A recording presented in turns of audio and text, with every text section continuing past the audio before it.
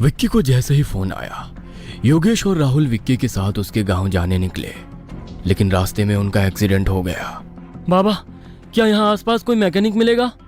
उस व्यक्ति ने लालटेन की रोशनी में उन तीनों को एक नजर देखा और बोला, बेटा, इतनी रात को इस घने जंगल में मैकेनिक कहाँ से मिलेगा? लेकिन इस गरीब का घर यहीं पास में है। अगर आप चाहें तो रात भर आराम कर सकते हैं। सुबह होते ही कुछ ना कुछ मदद जरूर मिलेगी। अनजान रास्तों पर उसके पीछे पीछे बढ़ते हुए वे उस बूढ़े व्यक्ति के साथ चल पड़े। बूढ़े व्यक्ति ने उन्हें बैठने का इशारा किया और तीनों के लिए पानी लेकर आया। राहुल ने पानी का गिलास अपने हाथों में लिया और जैसे ही एक घूंट भरा, उसके चेहरे पर अजीब सी घृणा छा गई। ये कैसा पानी है? बूढ़ा व्यक्ति एक भयानक मुस्कान के साथ बोला, इस हवेली में पानी से नहीं, खून से प्यास बुझाई जाती है। ये कहते हुए वो जोर जोर से हंसने लगा। राहुल डर के मारे गिलास जमीन पर पटक दिया। विक्की और योगेश ये सब देखकर हैरान रह गए। राहुल, क्या हुआ? विक्की ने राहुल को कंधे से पकड़कर हिलाते हुए पूछा। राहुल घबराहट में बोला, मैं तुम्हारे पैर पड़ता हूँ, इधर से अभी के अभी चलो। ये पानी नहीं, खून है। इस हवेली में पानी से नहीं, खून से प्यास बुझाते हैं। तुमने सुना नहीं इस आदमी ने क्या कहा? तो दोस्तों, क्या राज छिपा है उस हवेली में, जानने के लिए देखिए कर्ण पिशाचनी पार्ट 3। लेकिन आगे की कहानी देखने से पहले आपके अपने favourite channel once upon a time को सब्सक्राइब करना ना भूलें। और ये कहानी आपको कैसी लगी कमेंट करके जरूर बताइए। विक्की अपने गरीबी और बार बार होने वाले अपमान से परेशान था।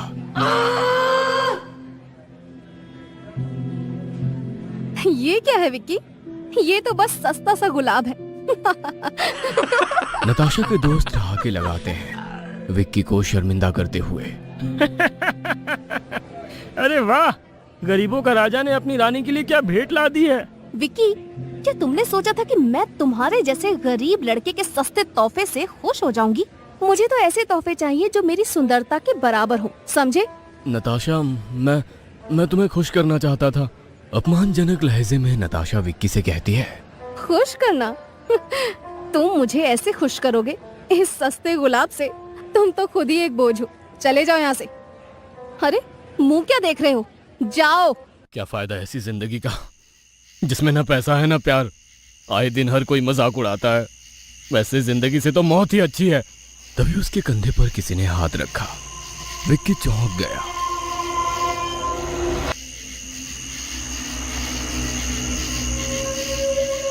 क्या हुआ बच्चा, जिंदगी से परेशान हो? हाँ बाबा, जिंदगी में ना तो पैसा है और ना ही प्यार, हर जगह अपमान। पक गया हूं जिंदगी से। चिंता मत कर, जो तू चाहेगा वही होगा। सिद्धि दूंगा तुझे, ऐसी साधना करूंगा तेरे लिए कि सोने चांदी में खेलेगा तू।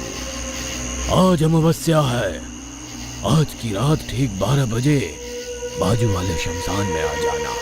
लेकिन आप करने क्या वाले हो? कौन सी सिद्धि? क्या ये सच होती है? विश्वास रख, तेरी जिंदगी बदल दूंगा।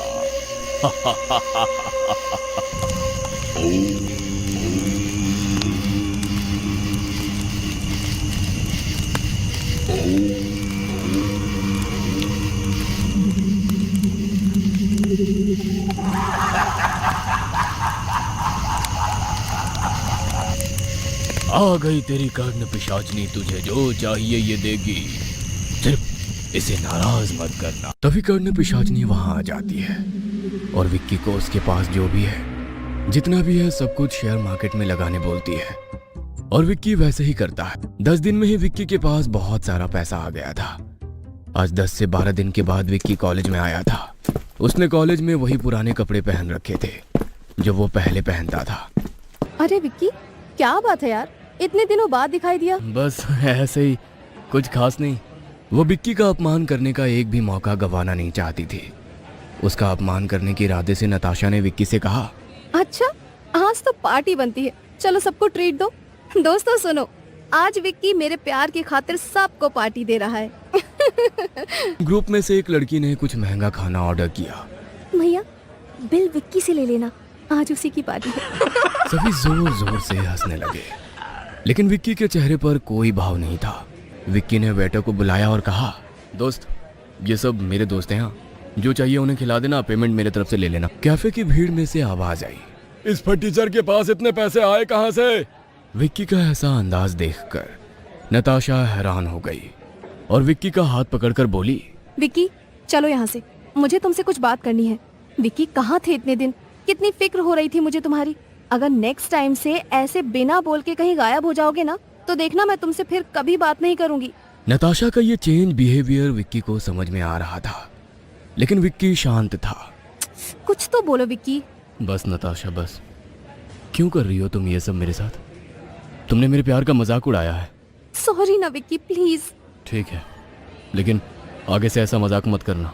अच्छा विक्की, बाबू ये बताओ ना कि तुम्हारे पास इतने पैसे कहाँ से आए? बातें करते करते शाम होती है। विक्की अपने घर चला जाता है। रिया, मैं तुझे सच बताती हूँ, विक्की के लिए मेरा प्यार सिर्फ एक नाटक है। मैं उसे अपने जाल में फंसा रही हूँ। लेकिन नताशा, तुम तो पिछले कुछ दिनों से उसके साथ इतना प्यार से पेश आ रही थी, ये सब क्या है? और एक बार जब मैं उसका सारा पैसा हड़प लूंगी ना, तो वो मेरे लिए किसी काम का नहीं रहेगा। तभी विक्की के फोन की रिंग बजी। विक्की कहाँ हो यार? कब से तुम्हारा फोन ट्राई कर रही हूँ। तुम्हें पता है ना विक्की, कॉलेज का एनुअल फंक्शन जल्द ही आने वाला है। चलो ना कहीं शॉपिंग करने चलते हैं। और अपनी बाइक लेके कॉलेज के गेट के पास पहुंचा। नताशा को पिक करके वहां से निकल गए। थोड़ी ही देर में एक आलीशान शॉप में नताशा विक्की को लेकर गई। नताशा को सैंडल और कुछ कपड़े खरीदने थे। विक्की ने एक सैंडल निकाली और नताशा के पैर में वो डाल रहा था। तभी नताशा ने पैर से ही उस सैंडल को फेंक दिया और विक्की से कहा, What the hell? कितनी चीप सैंडल है ये, मुझे तो वो चाहिए। नताशा ने इशारे करते हुए विक्की को कहा। दूसरी तरफ एक अमीर औरत कुछ शॉपिंग कर रही थी। नताशा की नजरें उसी पर टिकी हुई थी। उसका पर्स एक जगह गिर गया। नताशा और विक्की दोनों ने वो नोटिस किया। विक्की को लगा उस औरत की पर्स उसे दे देना चाहिए, लेकिन तभी नताशा ने विक्की से कहा, विक्की वो पर्स जल्दी से ले लो ना प्लीज। नताशा तुम्हें पता है मैं ये नहीं कर सकता। ओह विक्की, देखो उस औरत को, उसे कुछ फर्क नहीं पड़ेगा और भगवान ने तुम्हें एक चांस दिया है, तुम्हें साबित करने का कि तुम मुझसे कितना प्यार करते हो। विक्की को उस पर्स को चुराना तो नहीं था, लेकिन नताशा के जिद की वजह से उसने वो पर्स उठाया। लेकिन तभी वो अमीर औरत पीछे मुड़ी और उसकी नजर के सामने विक्की उसकी पर्स हाथ में पकड़ रहा था। विक्की ने लड़खड़ाते हुए कहा, मैम आपकी पर्स यहाँ गिर गई थी। Thank you so much handsome, तुमने तो मेरा दिन बना दिया। This is my business card, call me whenever you required any help. Thank you ma'am. Natasha ये सब देख रही थी। जैसे ही वो औरत वहां से मुड़ी, नताशा ने कहा, विक्की मुझे कुछ नहीं सुनना, ये सैंडल मुझे चाहिए एट एनी कॉस्ट। नताशा ये बहुत महंगी है। एक काम करो, उस औरत ने तुम्हें बोला ना कि कुछ भी हेल्प चाहिए तो बताना, उसे बोलो ये सैंडल हमें गिफ्ट करने के लिए। नताशा ये क्या कह रही हो? ये बहुत एक्सपेंसिव है, वो ऐसे कैसे देगी हमें गिफ्ट? अरे तो तुमने भी उसकी हेल्प की है ना, और इन अमीर लोगों को कोई फर्क नहीं पड़ता 1-2 लाख से। अगर तुम सच में मुझसे बेहद प्यार करते हो तो तुम इतना तो मेरे लिए कर ही सकते हो। जाओ और उससे बात करो। विक्की एक दुविधा में फंसा था। वो कैसे उस अनजान औरत से इतनी एक्सपेंसिव सैंडल गिफ्ट में मांगता और कैसे नताशा को यकीन दिलाता कि वो उससे प्यार करता है। उस औरत को नताशा और विक्की के बीच में जो भी हो रहा था उसका अंदाजा था। वो औरत बिल काउंटर पे बिल दे के पीछे मुड़ी और विक्की का परेशान चेहरा देखकर उससे पूछने लगी, oh hello handsome, what happened? परेशान लग रहे हो, बताओ मुझे। कुछ नहीं मैम, मेरी गर्लफ्रेंड को ये सैंडल चाहिए था, लेकिन ये बहुत एक्सपेंसिव है। Oh no no, you don't worry, I will pay for it. तुमने मेरी हेल्प की है तो इतना मेरी तरफ से तो बनता ही है। इतना कहकर उसने विक्की के नजदीक जाकर विक्की के कान में कहा, तुम्हें खुद की रिस्पेक्ट करना आना चाहिए। तुम्हारी गर्लफ्रेंड सिर्फ पैसे से प्यार करती है, तुमसे नहीं हैंडसम। अमीर औरत ने बिलिंग काउंटर वाले लड़के से वो सैंडल पैक करने को बोला और वो बॉक्स विक्की के हाथों में थमाकर गेट के बाहर गई और अदृश्य हो गई। ये नजारा सिर्फ विक्की ने देखा। नताशा का पूरा ध्यान सिर्फ उस महंगी वाली सैंडल पे था। विक्की ने बाइक स्टार्ट की और नताशा को कॉलेज हॉस्टल में छोड़ने के लिए विक्की निकल पड़ा। तभी सामने से आने वाले बेलगाम ट्रक ने विक्की के बाइक को जोर से धड़म मारी। एम्बुलेंस सिटी हॉस्पिटल में पहुंची। डॉक्टर साहब बाहर आए। उन्होंने कहा, देखिए, घबराने की जरूरत नहीं है।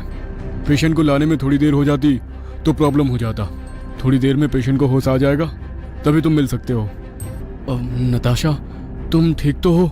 नताशा ने एकदम से विक्की की तरफ घूरते हुए देखा और चिल्ला के बोली, मैं नताशा नहीं हूँ। तभी नर्स वहां आई और उसने सबको बाहर वेट करने के लिए कहा। 2 दिन बाद हॉस्पिटल से नताशा का डिस्चार्ज हुआ। नताशा, ये तुम्हारी टैबलेट्स हैं। डॉक्टर ने कहा है तुम जल्दी ठीक हो जाओगी। मैंने तुम्हें पहले भी बोला है, मैं नताशा नहीं हूँ। ये मेडिसिन की कोई जरूरत नहीं है। मुझे खाना दो जल्दी से। नताशा खाना इस तरह से खा रही थी मानो कोई जानवर खा रहा है। खाना दो और चाहिए। ऐसा करते करते उसने सभी लोगों का खाना खत्म कर दिया और पानी मांगने लगी। घड़ा दो पानी का। और पानी का घड़ा को मुंह लगाकर पानी पीने लगी।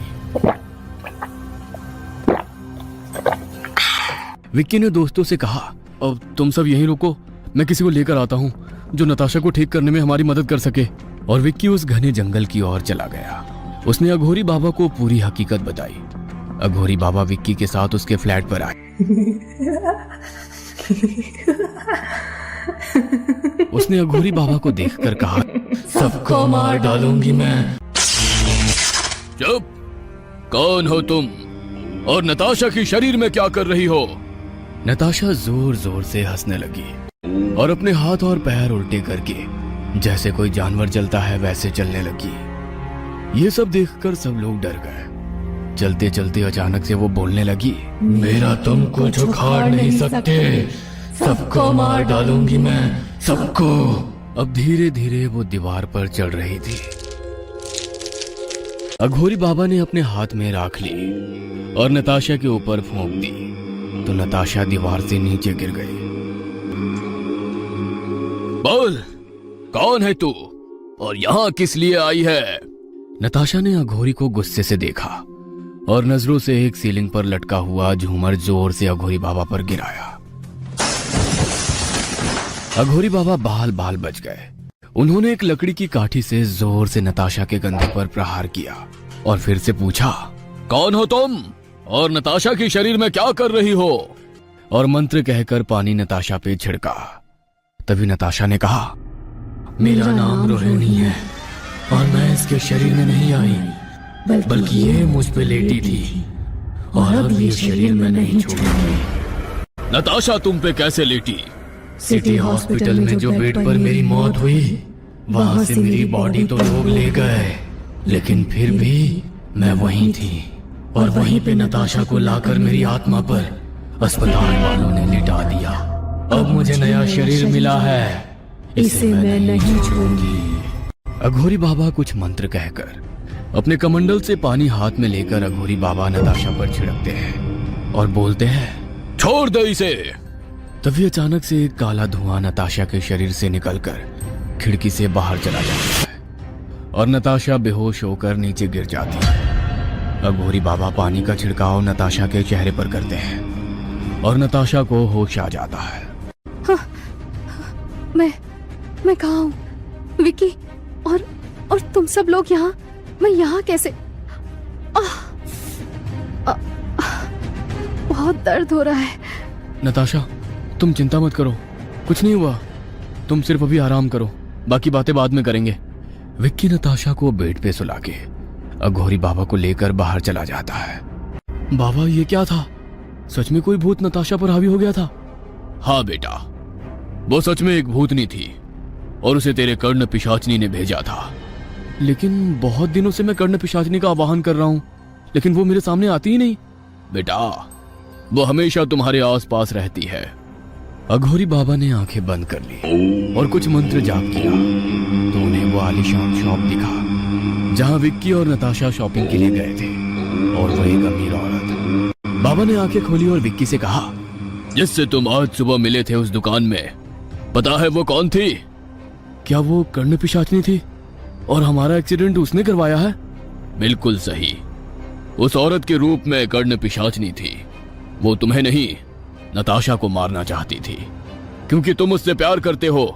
तुम्हें वो सब कुछ देगी, लेकिन किसी से प्यार करने नहीं देगी, ना नताशा से, ना तुम्हारे परिवार से। तभी विक्की का फोन बजता है। हेलो विक्की, तुम जल्दी से गांव आ जाओ, तुम्हारे पापा की मानसिक संतुलन खो गई है। अब नताशा के दोस्तों को भी समझ आ गया था कि विक्की गरीब तो जरूर है, लेकिन दोस्ती एकदम पक्की निभाता है। अब सारे नताशा के दोस्त विक्की के भी दोस्त बन गए थे। फोन रखते ही विक्की की आंखों में छलके आंसुओं ने राहुल को बिना कुछ पूछे ही सब समझा दिया था। उसने बिना देरी किए अपनी कार निकाली और विक्की के मना करने के बावजूद उसे अपने साथ गांव चलने के लिए मना लिया।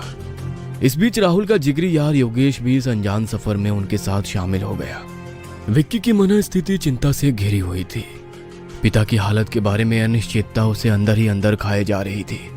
कॉलेज और गांव के बीच की अथाह दूरी इस समय और भी लंबी लग रही थी, मानो हर एक मील उसके दिल पर एक बोझ लाद रहा हो। योगेश, जो कि विक्की की बेचैनी को भांप रहा था, उसे दिलासा देते हुए बोला, अरे यार टेंशन मत ले, हम सब तेरे साथ हैं। फिर राहुल की ओर मुड़कर उसने कहा, राहुल यार कोई गाना लगा दे, रात काफी हो गई है, नींद नहीं आएगी। विक्की ने भी राहुल की बात का समर्थन किया।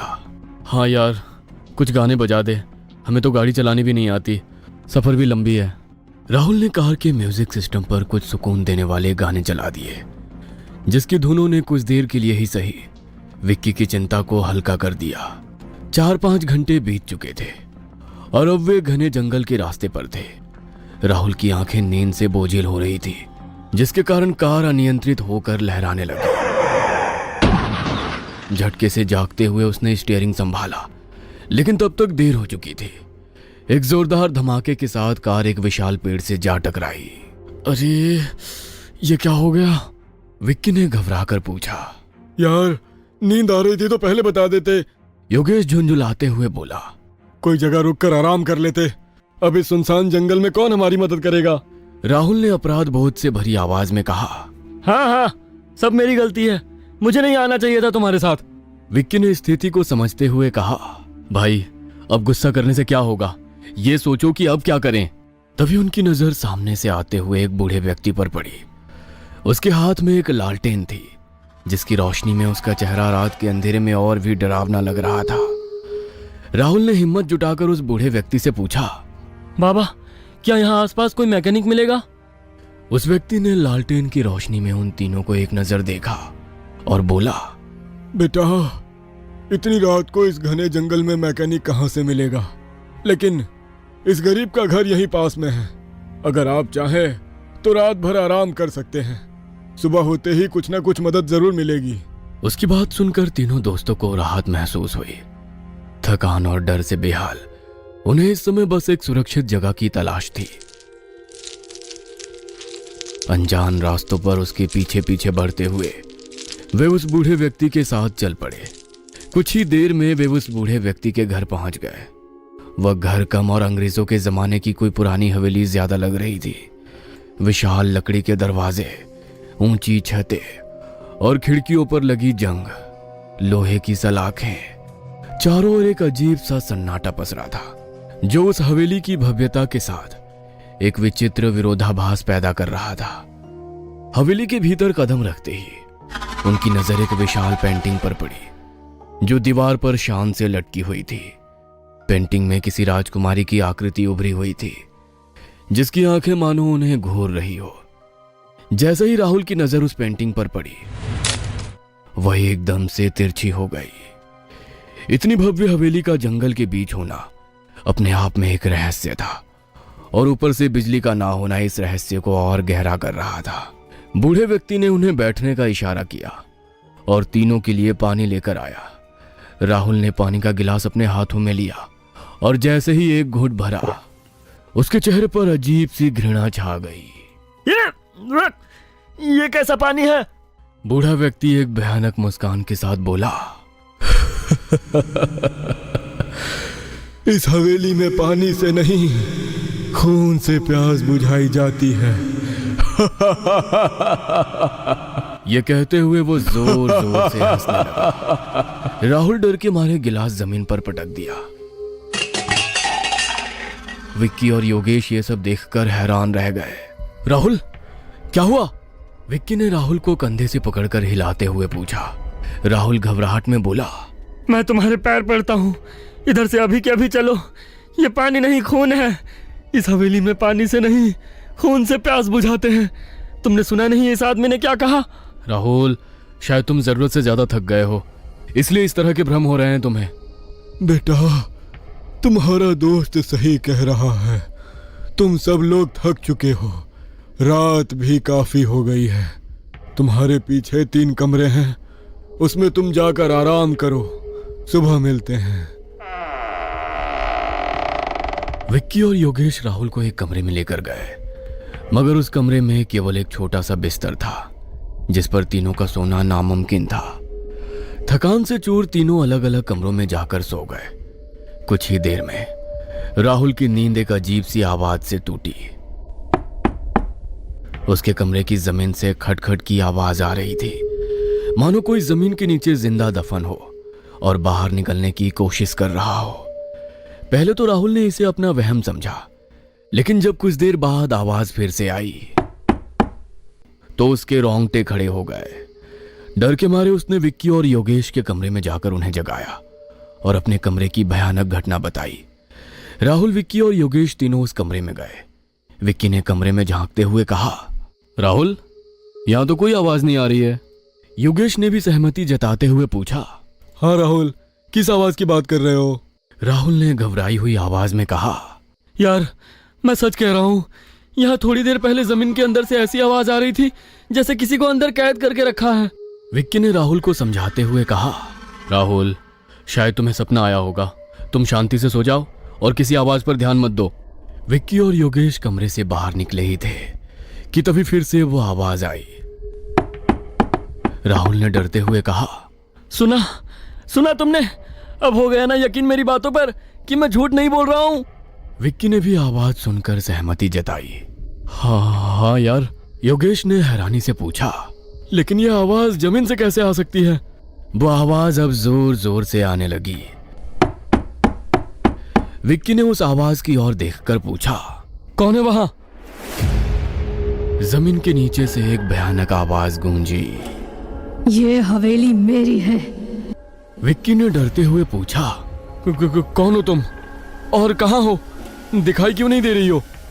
कई साल पहले यहाँ राजवीर नाम के राजा का राज्य था। एक दिन राजा ने मुझे देखा और उसे मुझसे प्यार हो गया। वो मुझे इस हवेली में बंद करके रखता था और किसी से मिलने नहीं देता था। एक दिन एक चोर इस हवेली में घुस आया। मैं नहा रही थी और उसने मुझे देखा और मेरे पास आया, लेकिन तभी राजा वहां आ गया। उसको लगा उस चोर का और मेरा कुछ संबंध है। उसने अपनी तलवार निकाली, हमारी दोनों की गर्दनें उड़ा दी और हमें इस कमरे के नीचे दफन कर दिया। विक्की, योगेश और राहुल तीनों ये बात सुनकर बहुत डर गए। तभी राहुल ने उस आवाज की ओर देखकर कहा, हमारी कोई गलती नहीं है, प्लीज हमें जाने दो। तभी वो आवाज फिर से आई। मैं तुम्हें परेशान करना नहीं चाहती, सिर्फ तुम यहाँ से हमें बाहर निकालो और हमारा अंतिम संस्कार कर दो तो हमें मुक्ति मिल जाएगी। उसकी बात सुनकर राहुल, विक्की और योगेश ने मिलकर वहां गड्ढा खोदना शुरू किया।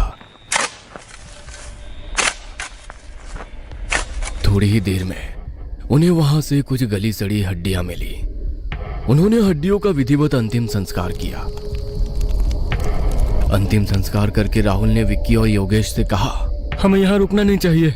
विक्की और योगेश ने भी राहुल की बात से सहमति जताते हुए अपना सामान लिया और गाड़ी की ओर बढ़े। लेकिन ये क्या, गाड़ी एकदम बराबर थी, उस पर एक भी एक्सीडेंट का निशान नहीं था। मानो उस हवेली वाली औरत की आत्मा ने ही ये सब करवाया हो। रुको दोस्तों, वीडियो बंद मत करना, इंटरेस्टिंग स्टोरी तो आगे है, लेकिन आगे की कहानी देखने से पहले आपके अपने favourite channel once upon a time को सब्सक्राइब करना ना भूलें और ये कहानी आपको कैसी लगी कमेंट करके जरूर बताइए।